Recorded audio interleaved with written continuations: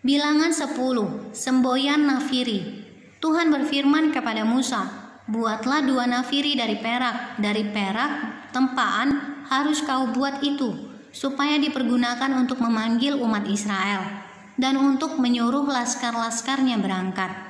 Apabila kedua nafiri itu ditiup, segenap umat itu harus berkumpul kepadamu di depan pintu kemah pertemuan.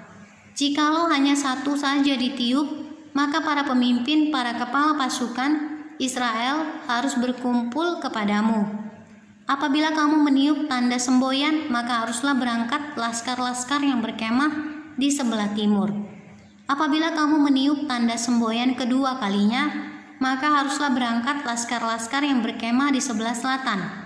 Jadi tanda semboyan harus ditiup untuk menyuruh mereka berangkat.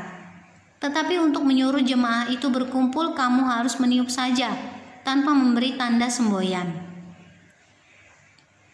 Nafiri-nafiri itu harus ditiup oleh anak-anak Imam Harun. Itulah yang harus menjadi ketetapan untuk selama-lamanya bagimu turun-temurun. Dan apabila kamu maju berperang di negerimu, melawan musuh yang menyesakkan kamu harus memberi tanda semboyan dengan nafiri, supaya kamu diingat di hadapan Tuhan Allahmu dan diselamatkan daripada musuhmu. Juga pada hari-hari kamu bersukaria, pada perayaan-perayaanmu dan pada bulan-bulan barumu, haruslah kamu meniup nafiri itu pada waktu mempersembahkan korban-korban bakaranmu dan korban-korban keselamatanmu. Maksudnya supaya kamu diingat di hadapan Allahmu. Akulah Tuhan Allahmu. Berangkat dari Gunung Sinai. Pada tahun yang kedua, pada bulan yang kedua, pada tanggal 20 bulan itu, naiklah awan itu dari atas kemah suci, tempat hukum Allah. Lalu berangkatlah orang Israel dari padang gurun Sinai menurut aturan keberangkatan mereka. Kemudian diamlah awan itu di padang gurun Paran. Itulah pertama kali mereka berangkat menurut titah Tuhan dengan perantaraan Musa.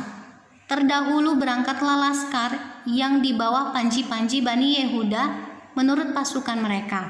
Yang mengepalai laskar itu ialah Nahason bin Aminadab. Yang mengepalai laskar suku Bani Isakar ialah Netaneel bin Zuar. Yang mengepalai laskar suku Bani Zebulon ialah Eliab bin Helon. Sesudah itu kemah suci dibongkar dan berangkatlah Bani Gerson dan Bani Merari yang mengangkat kemah suci itu. Kemudian berangkatlah laskar yang dibawa panji-panji Ruben menurut pasukan mereka. Yang mengepalai laskar itu ialah Elizur bin Syedeur. Yang mengepalai laskar suku Bani Simeon ialah Selumiel bin Zuris Yadai. Yang mengepalai laskar suku Bani Gad ialah Eliasaf bin Rehuel. Sesudah itu berangkatlah orang Kehat yang mengangkut barang-barang tempat kudus. Yang mengangkat barang-barang tempat kudus. Kemah suci sudah dipasang sebelum mereka datang. Kemudian berangkatlah laskar yang dibawa panji-panji Bani Efraim menurut pasukan mereka. Yang mengepalai laskar itu ialah Elisama bin Amihud. Yang mengepalai laskar suku Bani Manasye ialah Gamaliel bin Pedazur. Yang mengepalai laskar suku Bani Benyamin ialah Abidan bin Gideoni. Sebagai barisan penutup semua laskar itu berangkatlah laskar yang di bawah panji-panji Bani Dan menurut pasukan mereka. Yang mengepalai laskar itu ialah Ahiezer bin Amishyadai. Yang mengepalai laskar suku Bani Asher ialah Pagiel bin Okran. Yang mengepalai laskar suku Bani Naftali ialah Ahira bin Enan. Itulah aturan keberangkatan orang Israel menurut pasukan mereka ketika mereka berangkat. Lalu berkatalah Musa kepada Hobab, anak Rehuel orang Midian, mertua Musa, kami berangkat ke tempat yang dimaksud Tuhan ketika Ia berfirman, "Aku akan memberikannya kepadamu. Sebab itu ikutlah bersama-sama dengan kami, maka kami akan berbuat baik kepadamu.